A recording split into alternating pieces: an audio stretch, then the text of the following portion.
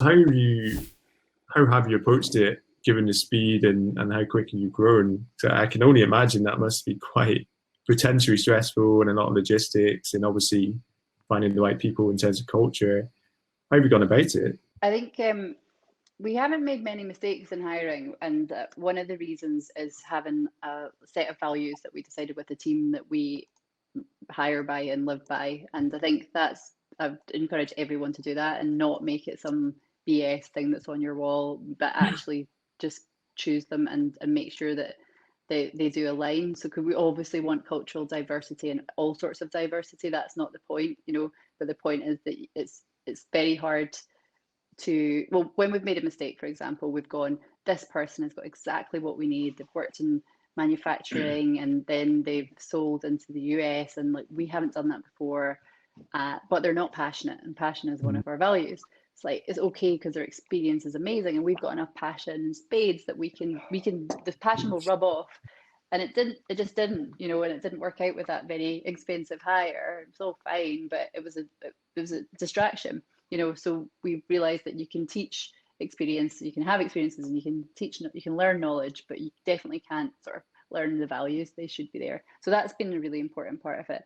And another way we've grown is by having good friends and family that we think are good people that we've hung around with. So it's worth noting that that wasn't the strategy, but one of our first hires, or very early hires, was Connor, who's my brother, and it was our very first sales hire. Christian and I come up from a trade show in Birmingham, the glamorous Birmingham, when you're allowed to go places, and we'd won Retailer's Choice for like best new product and got loads of press and people saying like, pizza ovens are the extension of the home, and Ooni's leading the way. It was really, really positive.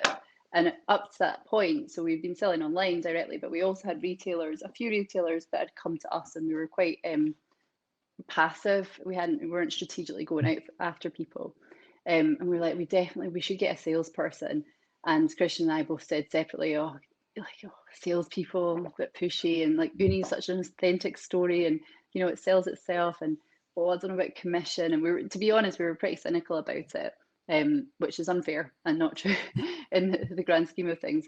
But we both said, someone like Connor. So Connor is a really good sorry, not salesperson, he is now, but he was a really kind of good people person. But he came from a corporate background. He was working in Goldman Sachs at the time. He also wanted to move up from London, but he just like super sharp and also lovely. And we were like, yeah, someone like him would be great. And we just laughed it off because we have one of the key things about Ooni is we've paid ourselves incredibly small amounts. Came from an education background, so I've never been, massively paying out. It's a bit better now, but we at that point we knew we couldn't compete with a Goldman Sachs salary at all, and so we just dismissed it.